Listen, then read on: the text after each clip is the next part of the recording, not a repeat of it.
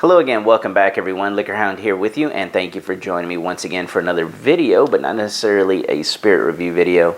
Although we will be reviewing a pretty unique little bourbon. But this video is actually meant to kind of talk about the techniques I use when I'm nosing and tasting spirits.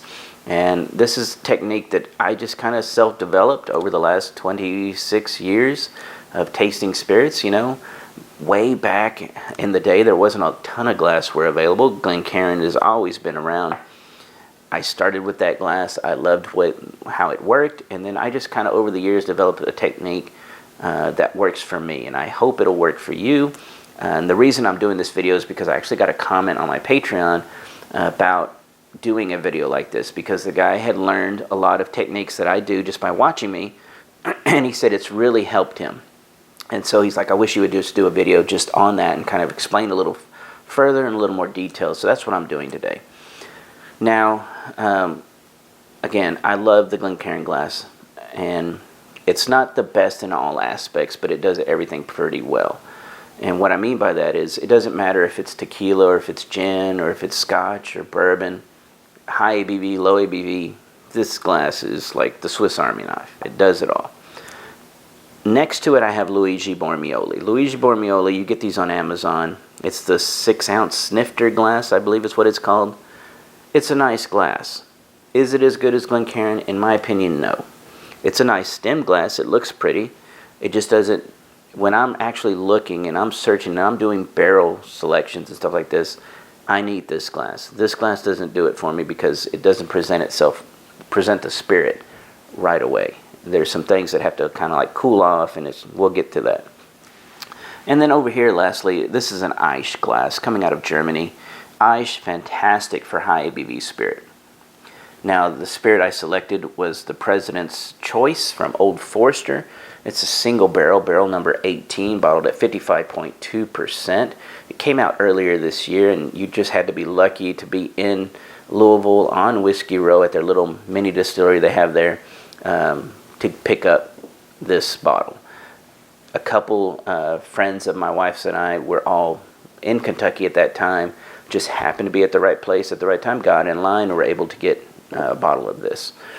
Beyond that, the only thing we know about it is that it's about 8.5 to 9 years old, and I know when I first opened this bottle, it wasn't very good.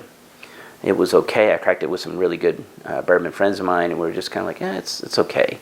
And we're going to wait and see what happens. And so I've been letting it oxidize, and now it's at a really great spot. We retried it just a week ago, and they were all like, that's coming around. And I'm like, yeah. All right. So, starting with the Glencairn and what I like to do. Now, if I'm just at home, I like to do a light pour, so something that I can just turn the glass completely over and it's not going to spill out everywhere. So this is just for nosing and tasting, right? I'll take the glass, I'll give it a nice little light swirl. Make sure it's nice and coated. And I'll start with my, of course, lips parted, breathing through my mouth and nose, because I'm kind of checking to see how aggressive the spirit's going to be. How spicy is it? And when you hit that spot where it's starting to back you out, I'm just taking real light inhalations. And then I'm going to give the tasting notes and nosy notes now. Sure, why not? So on this one, no, not yet, because I need to talk to you about what I'm actually trying to do here. Okay, so I'll start picking up all the nosing and little characteristics that I'm picking up. Sometimes I'll close my mouth a little bit, and I will just go through my nose, but that's usually when I'm outside the glass. So I'm pushed out a little further, and I'm starting to kind of like inch my way closer, and I'm checking the edges of the glass. And that's where on this one I'm picking up a lot more coconut, a lot more vanilla. A little bit of a strawberry aspect. But I'll do that, and I'm checking both nostrils. Now, I don't always, and when you see me on my videos, I'm always using my right nostril. Not that I'm closing off the left, it's just that you're apparently kind of one nostril dominant, and for me I think it's my right, and so yeah, it is. And so I'm usually kind of leaning, you'll see me leaning this way a little bit, and that's what I'm doing. I'm just going with my dominant nostril. Now the funny story behind that is when I'm at the distillery and I'm actually going through blends or checking barrels with Jonathan Licorice up at Iron Root Distillery, he's the opposite nostril dominant than me. I think he's left dominant.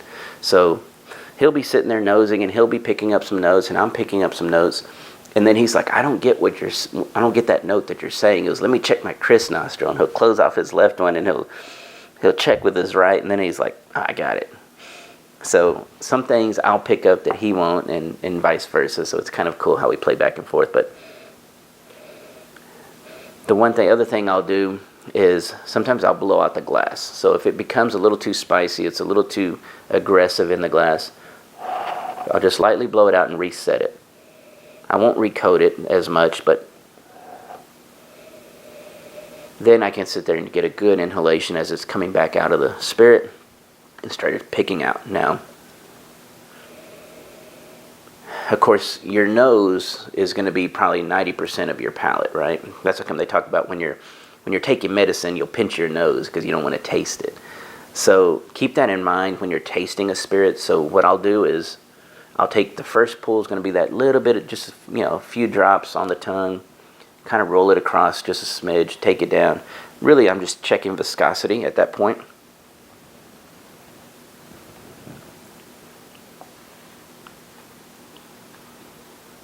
Running it across and then I take it down. I'm checking the spice level, I'm checking the aggressiveness of that, I'm checking the oak level. How's the oak hitting? Is it hitting hard and tannic? When's it coming in? And I'll start focusing on that. And I'll pick up those little herbal essences and stuff that if they're coming out, I'll be kind of looking for those. But really all I'm trying to do at the very first sip is just kind of document how it's hitting or what's hitting. And sometimes you'll see me in videos and I'll be like, oof, wow, that hit really hard, something unexpected.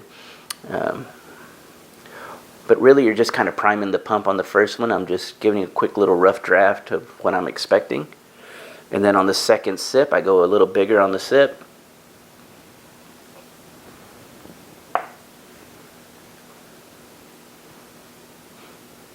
Still running it back and forth, take it down nice and easy.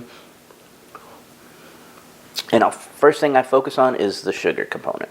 What is the sugar component reminding me of?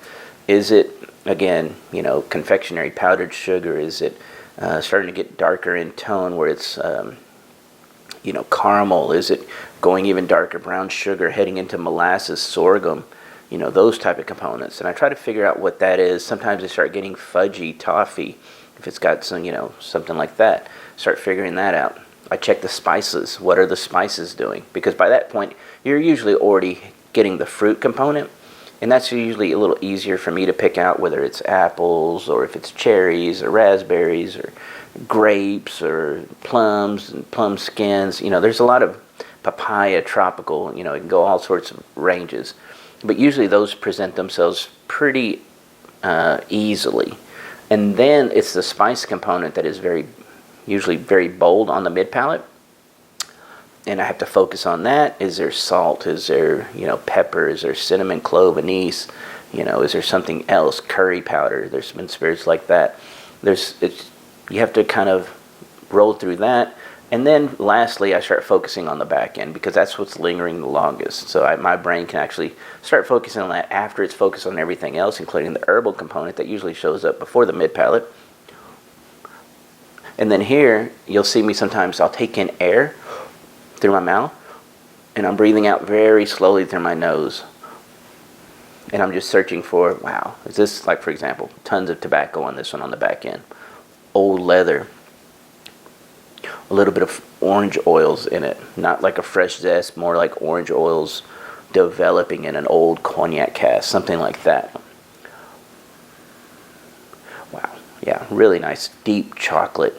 Not just bitter dark, but maybe just a little smidge of milk in there as well. So I'll sit there and I'll just do that for a few, and I'm still kind of doing that right now because I'm just double checking, making sure everything's going. And then I'm going to go ahead and reset, rerun everything again as I've already kind of lined up there.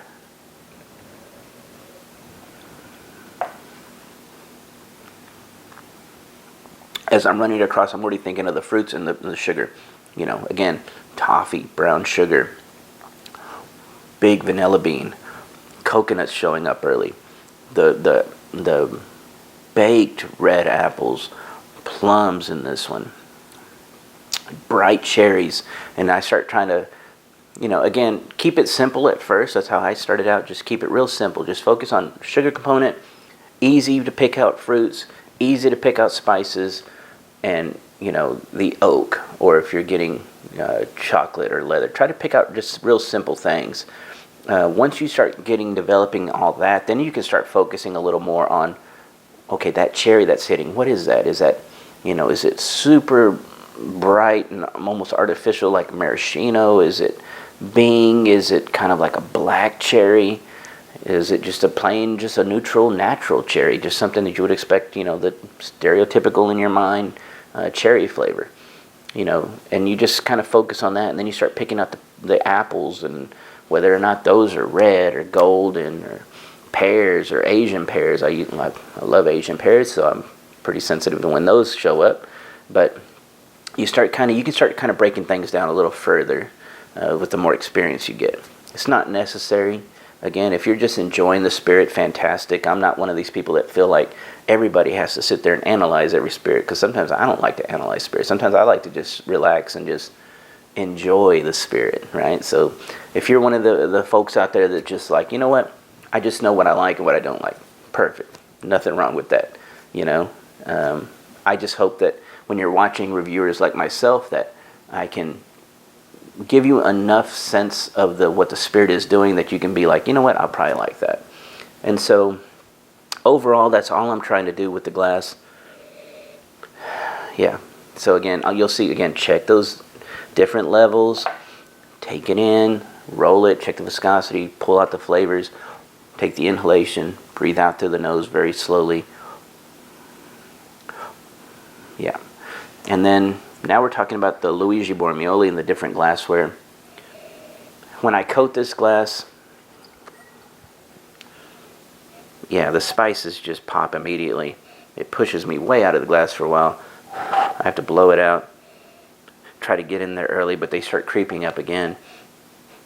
It's a good glass. It's just a little spice heavy, so I don't like that glass to check something, because if I need to check something right away, like I'm checking barrels, I need to know what it's doing and move on, because I might be doing 50 barrels. So yeah, okay. The Eisch glass, coming from Germany, very delicate glass, hand wash. Be very careful. These things break super easy. It's not a cheap glass either. This glass is probably about $50 to might be $75 now. But this glass is amazing at knocking off high ABV spirits. So again, this is a 110. It's not super high, but it immediately, the spices, how it's kicking me out here, I don't even notice any spices, and I just coated that glass. That's a deep inhalation with my mouth closed. You can't do that with this glass. That glass will make your eyes water. That's amazing. So this one really gets past that. It starts showing a little more, almost like a, I mean, this is crazy on this one, but I'm picking up a little more butter and a little, that's so crazy on a bourbon, almost barnyardish. So barnyard, it's a term that you find in the Scotch world a lot.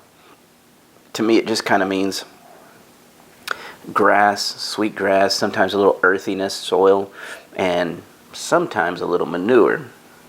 Manure sounds horrible, I know, but when you think about going to the rodeo and you're in that atmosphere and you kind of smell that it's a little bit of everything in the air. It's sweet, it's sour, it's manure, you know, it's a little everything.